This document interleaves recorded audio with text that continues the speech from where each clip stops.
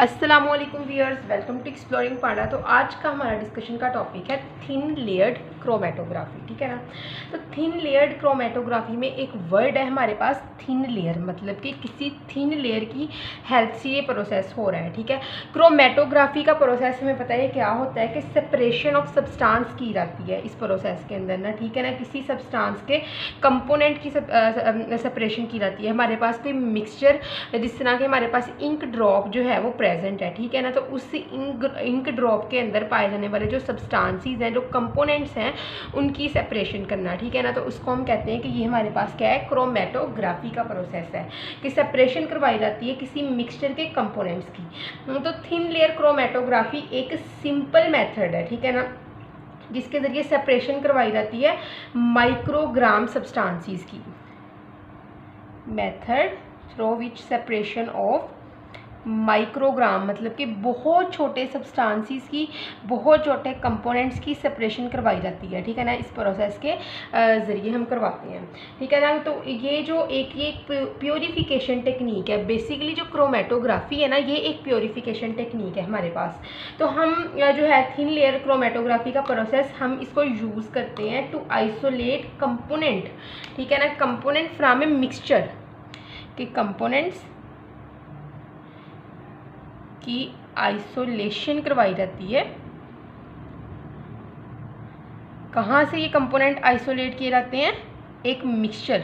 तो मिक्सचर हमें पता है, मिक्सचर वो सब्सटेंस है जो डिफरेंट कंपोनेंट्स से मिलकर बना होता है। तो इस चीज़ को डिटरमाइन करने के लिए इस मिक्सचर के अंदर कौन कौन से कंपोनेंट्स पाए जाते हैं, तो ये हम थिन लेयर्ड क्रोमेटोग्राफी की टेक्निक यहाँ पे यूज़ करते हैं। ठीक है ना।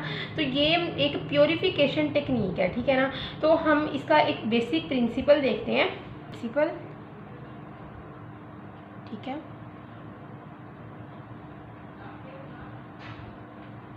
तो प्रिंसिपल में हम देखते हैं कौन कौन सी चीज़ें हमें चाहिए होती हैं यहाँ पे। ठीक है ना। तो हमें चाहिए होती है thin layer, T for thin, L for layer और सी फॉर क्रोमेटोग्राफी। तो थिन लेयर क्रोमेटोग्राफी प्लेट का यूज़ किया जाता है। ठीक है ना।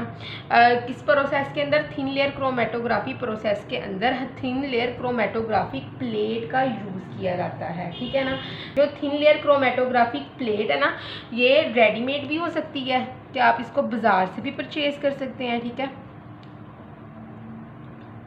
और it can be prepared in lab. ये प्लेट हम लैब के अंदर खुद भी प्रिपेयर कर सकते हैं। ठीक है ना। तो क्या होता है कि ये जो थिन लेयर क्रोमेटोग्राफी जो लैब के अंदर परफॉर्म करवाई जाती है, ये कहाँ किस तरह परफॉर्म करवाई जाती है? ग्लास स्लाइड के ऊपर। अगर आपने क्रोमेटोग्राफी प्लेट लैब के अंदर यूज़ करके क्रोमेटोग्राफी परफॉर्म करवानी है, तो वहाँ पे आपने प्लेट जब खुद से बनानी है, तो आपने क्या करना है कि वहाँ पे ग्लास स्लाइड का यूज़ करना है इस प्लेट को बनाने के लिए। ठीक है ना। Glass slide, you use glass slide in lab। ठीक है ना। To prepare the thin layer chromatographic plate. ठीक है ना। तो इस ग्लास स्लाइड जो होगी, ये माइक्रोस्कोपिक ग्लास स्लाइड के साइज़ की भी हो सकती है। ठीक है ना। और ये इसके अलावा क्या होगा हमारे पास, उससे बड़ी भी हो सकती है। या तो ये जो ग्लास स्लाइड है, ये माइक्रोस्कोपिक, जो माइक्रोस्कोप की ग्लास स्लाइड होती है ना, उसके साइज़ की भी हो सकती है। और ये ग्लास स्लाइड उससे भी जो हो वो थोड़ी सी बड़ी हो सकती है। ठीक है ना। तो ये इस चीज़ के ऊपर डिपेंड करता है, इस ग्लास साइज का, स्लाइड का जो साइज़ है ना, ये डिपेंड करता है कि आपने कौन सा सैंपल जो है वो सेपरेट करवाना है। ठीक है ना। सैंपल का नेचर क्या है, ठीक है, या फिर नंबर ऑफ सैंपल्स कितने हैं जो आपने सेपरेट करवाने हैं। तो ग्लास स्लाइड का साइज़ इस चीज़ के ऊपर डिपेंड करता है, सैंपल के नेचर के ऊपर, सैंपल के नंबर के ऊपर। ठीक है। तो अभी हमने प्रिंसिपल में क्या सबसे स्टार्टिंग में देखा कि क्रोमेटोग्राफिक प्लेट जो होती है वो यूज़ होती है थिन लेयर क्रोमेटोग्राफी के अंदर। ठीक है ना। और थिन लेयर क्रोमेटोग्राफिक प्लेट जो होगी ये रेडीमेड भी हो सकती है। ठीक है। और ये आप लैब के अंदर खुद भी बना सकते हैं। ठीक है। और अगर आप लैब के अंदर ये बना रहे हैं तो एज ए ग्लास स्लाइड एक यूज़ होगी, जो कि माइक्रोस्कोप की जो ग्लास स्लाइड है वो हो सकती है। ठीक है ना। उसके साइज़ की हो सकती है, उतनी हो सकती है। ठीक है ना। और उसके अलावा ये क्या हो सकती है कि ये माइक्रोस्कोपिक ग्लास स्लाइड से थोड़ी सी साइज़ में बड़ी हो सकती है। और इसका साइज़ जो है ग्लास स्लाइड का ये वेरी करता रहता है। इसका साइज़ डिपेंड करता है कि कितने आपने सैम्पल मिक्सचर जो है वो सेपरेट करवाने हैं एनालाइज करने हैं और नेचर क्या है सैम्पल मिक्सचर का, ठीक है ना। तो हम अब ग्लास स्लाइड हमने ले ली है, ठीक है ना। हम खुद तैयार करवा रहे हैं लैब के अंदर ये प्लेट। तो ग्लास स्लाइड के अंदर क्या करेंगे, हम थिन लेयर ना सिलिका जेल का इस स्लाइड के ऊपर रखेंगे। ये ग्लास स्लाइड ली, इसके ऊपर क्या रख दिया, thin layer of silica gel इसके ऊपर अप्लाई कर दी है, ठीक है। तो ये इस जो सिलिका जेल है ये इसके ऊपर यूनिफॉर्मली अप्लाइड कर देनी है, बहुत ना ध्यान से, बहुत अच्छे तरीके से इसको अप्लाई करना है इसके ऊपर। तो ये जो ग्लास स्लाइड ना हम इसको बाज़ार से भी परचेज़ कर सकते हैं, ठीक है ना। तो अगर हमने ये ग्लास स्लाइड जो है वो क्रोमेटोग्राफिक प्लेट, इसको हमने बाज़ार से परचेज़ किया है। यहाँ तो बन गई है, ग्लास स्लाइड ली, ग्लास स्लाइड के ऊपर थिन लेयर सिलिका की लगा दी, ठीक है ना। ये ग्लास स्लाइड है, ठीक है। जो रेड कलर से मैं मार्क कर रही हूँ ये क्या है, यूनिफॉर्मली इसके ऊपर सिलिका लगा दी। ये हमारे पास आ गई जो होल के है स्ट्रक्चर, ये किसका है, ये chromatographic thin layer chromatographic plate है जो हमने लैब के अंदर बनाई है, ठीक है। तो नेक्स्ट हमारे पास ये दूसरी है थिन लेयर क्रोमेटोग्राफिक प्लेट, ये है हमारे पास बाज़ार से परचेज़ की हुई, ठीक है। तो इसके अंदर और दूसरे के अंदर क्या डिफरेंस होगा, ठीक है ना। तो ये जो होगी ना, इसके अंदर एलुमिनियम बेस पाई जाती है instead of the silica gel, ठीक है, सॉरी ग्लास स्लाइड। इसके अंदर जो है एलुमिनियम बेस पाई जाती है instead of the glass slide के अलावा ये जो यहाँ ग्लास स्लाइड थी ना बेस, लेकिन जो बाज़ार से ली गई है उसके अंदर बेस क्या होगी, ग्लास स्लाइड नहीं होगी, इसके अंदर होगी एलुमिनियम बेस, ठीक है। इसमें बेस क्या है, एलुमिनियम की बेस है instead of the glass slide is present in case of laboratory make chromatographic plate, ठीक है। तो इसके अंदर जो बेस है वो एलुमिनियम बेस है। तो इस बेस के ऊपर ना जो है वो क्या लगी होगी, सिलिका जेल ही लगी होगी। लेकिन जो सिलिका जेल होती है ना इसमें, इस केस में जो सिलिका जेल होगी वो बहुत यूनिफॉर्मली अप्लाइड होगी ऊपर, बिल्कुल बहुत अच्छे तरीके से ना जो है वो बग़ैर किसी रिजिस के, किसी जो है अनइवन कंडीशन के, ये यूनिफॉर्मली ऊपर जो है वो अप्लाई हुई होगी बाज़ार वाली। तो इसीलिए जो बाज़ार की जो होती है वो थिन लेयर क्रोमेटोग्राफिक प्लेट वो थोड़ी ज़्यादा एफिशिएंट होती है, वो थोड़ा ज़्यादा अच्छा रिजल्ट देती है, it will give the better result, ठीक है, as compare to the laboratory made chromatographic plate, ठीक है ना। तो अब हम नेक्स्ट इसके प्रोसीजर की बात करते हैं। अभी हमने देख लिया कि क्रोमेटोग्राफिक प्लेट जो है वो बेसिक चीज़ है और कुछ बाज़ार में किस तरह की होती है, और नेचर और जो लेबोरेटरी में बनाते हैं उसकी नेचर भी हमने देख ली। तो बेसिक डिफरेंस जस्ट बेस का ही है, जो लेबोरेटरी में बनाते हैं उसके अंदर ग्लास स्लाइड की बेस होती है और जो बाज़ार से ली जाती है उसके अंदर एलुमिनियम की बेस होती है। तो हमने क्या देखा कि थिन लेयर क्रोमेटोग्राफिक प्लेट बन गई है। अब इस क्रोमेटोग्राफिक प्लेट की प्रिपरेशन के बाद कि जिस तरह अब हम कंसिडर करते हैं कि हमारे पास ये बन गई है क्रोमेटोग्राफिक प्लेट, ठीक है ना, रेडीमेड है या फिर खुद बनाई है लेबोरेटरी के अंदर, ठीक है ना। तो ये अब इसकी प्रिपरेशन के बाद ना एक बेस के ऊपर ना लाइन ड्रा की जाती है, ठीक है ना, जो कि 1 सेंटीमीटर अपार्ट होती है, ठीक है ना, 1 सेंटीमीटर अपार्ट होती है। इस तरह 1 सेंटीमीटर पे एक लाइन ड्रा की जाती है, ठीक है, 1 सेंटीमीटर की लाइन पे। तो क्या होता है कि इसके ऊपर ना सैंपल अप्लाई करना है हमने इस लाइन के ऊपर, ठीक है ना। तो जो सैंपल हमने अब एनालाइज करना है ना उसको इधर अप्लाई कर देना है इस लाइन के ऊपर, ठीक है। ये हमारे पास सैंपल था जिसको हमने एनालाइज करना था। तो ये लाइन जो हमने खुद ड्रा की थी, ये क्रोमेटोग्राफिक प्लेट है, मैं इधर लिख भी देती हूँ TLC, ठीक है ना, थिन लेयर क्रोमेटोग्राफिक प्लेट, ठीक है। इसके ऊपर ये क्या ड्रा की है, लाइन, ठीक है। और ये जो रेड कलर से मार्क किया है ये हमारे पास क्या है, सैंपल, ठीक है, ये हमारे पास सैंपल है। तो अब क्या होगा, now this thin layer chromatographic plate, इसको एक चैम्बर के अंदर रखना है या फिर एक बीकर के अंदर रखना है जिसके अंदर सॉल्वेंट पाया जाता है। तो यहाँ पे हम एक चैम्बर भी बना देते हैं, ठीक है। ये एक चैम्बर है, इसके अंदर जो ब्लू कलर से मैं मार्क कर रही हूँ ये क्या है हमारे पास, सॉरी ये हमारे पास है सॉल्वेंट, ठीक है। और ये हमारे पास क्या है, बीकर। तो जो ये थिन लेयर क्रोमेटोग्राफिक प्लेट है, इसको डिप करवा देना है इस सॉल्वेंट के अंदर, जो कि बीकर के अंदर सॉल्वेंट पाया जाता है, ठीक है ना।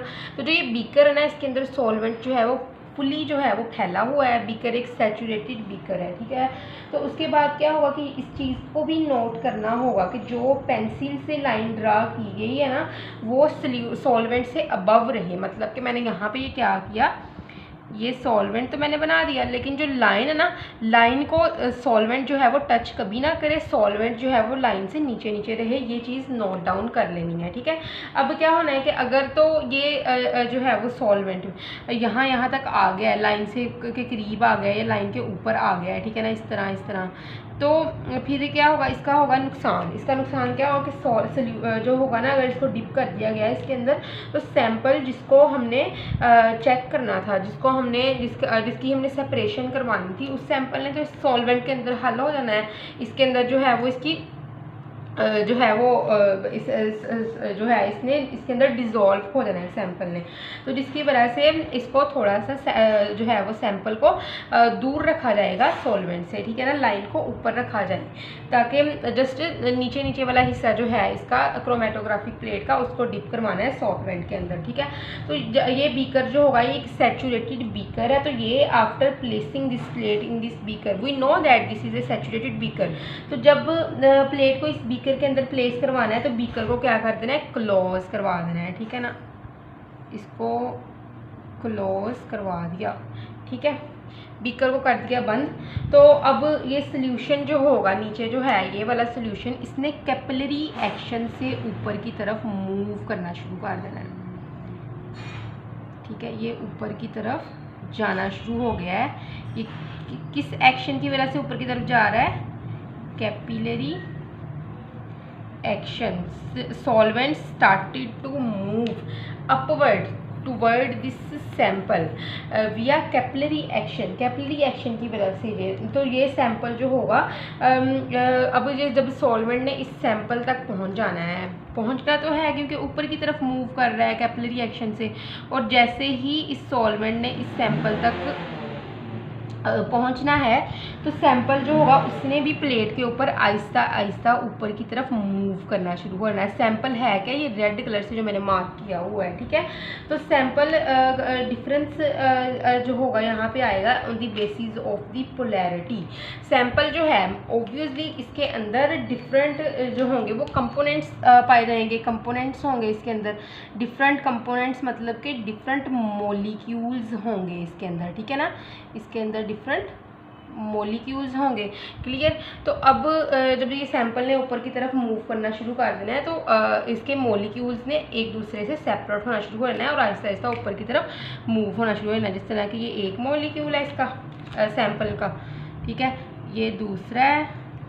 अब मैं बताऊंगी आपको कि ये मॉलिक्यूल किस तरह स्प्लिट हुए हैं, ठीक है ना। ये ग्रीन वाला है, ठीक है, और ये ब्लैक वाला है, ठीक है ना। इसी तरह ये मॉलिक्यूल्स आपस में से लैदा हो गए हैं सैंपल में, कि जो मॉलिक्यूल जिनसे सैंपल मिलके बना था ना मॉलिक्यूल, वो लैदा होने शुरू हो रहे हैं इस जेल के ऊपर। क्योंकि मॉलिक्यूल जिनकी पोलैरिटी ज़्यादा थी, वो जो होंगे वो सिलिका प्लेट के ऊपर स्लोली मूव करेंगे, ठीक है ना। Molecule having which have high polarity will move slowly on the silica gel, because silica gel is also polar, ठीक है, ये पोलर है ना। तो जिसकी वजह से पोलर मॉलिक्यूल्स जो होंगे ना, मूव स्लोली, ठीक है। क्योंकि पोलर और पोलर ने आपस में जो है वो एक अट्रैक्शन बना ली होती है, ठीक है ना। ये अट्रैक्शन बना लेते हैं एक दूसरे से, और इस अट्रैक्शन की वजह से ये स्लोली मूव करते हैं, और ये नीचे ही रह गया पोलर वाला मॉलिक्यूल, और ब्लू उससे थोड़ा कम पोलर था, वो थोड़ा ऊपर आ गया, ठीक है ना। और जो मॉलिक्यूल जो नॉन पोलर थे वो फास्टली मूव करेंगे। जो ब्लैक से मैंने मार्क किया, ये नॉन पोलर मॉलिक्यूल थे, ये फास्टली मूव किए और ज़्यादा ऊपर चले गए, ठीक है ना। तो नॉन पोलर मैं तो लिख भी देती हूँ, जो नॉन पोलर होंगे, जिस तरह के मैंने इस ब्लैक को मार्क किया यहाँ पे, ठीक है, यहाँ पे लिखा है नॉन पोलर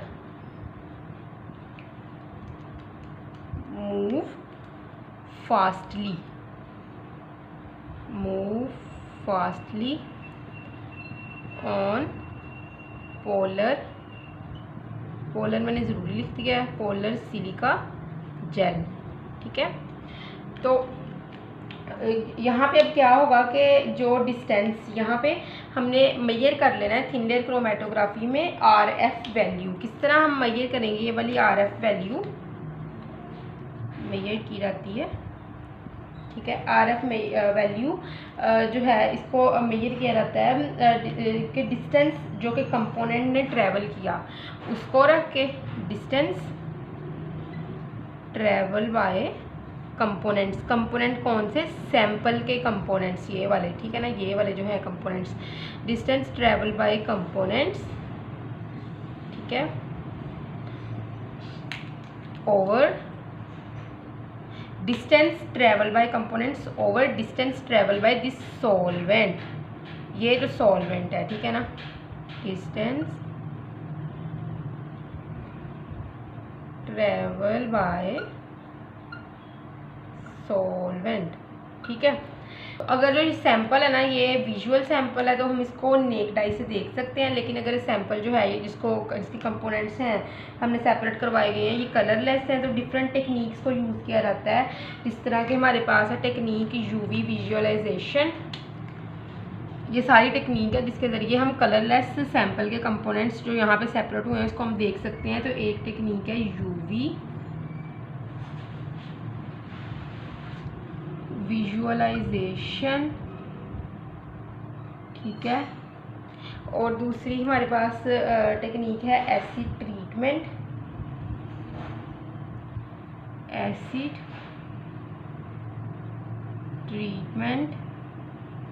तो इस एसिड ट्रीटमेंट के अंदर क्या किया जाता है? प्लेट को डिप करवा दिया जाता है एसिड सॉल्यूशन के अंदर, प्लेट डिप इन एसिड। ठीक है, एसिड के अंदर डिप करवा के बाद में इसको एयर के साथ ड्राई करवाया जाता है, एयर ड्राई। ठीक है, और उसके बाद है उसको एयर ड्राई करवा के इसको हॉट प्लेट के ऊपर रखा जाएगा। प्लेट को जब हॉट प्लेट के ऊपर इसको रख दिया जाएगा तो ब्राउन स्पॉट्स अपीयर होंगे, ब्राउन स्पॉट्स अपीयर। ठीक है,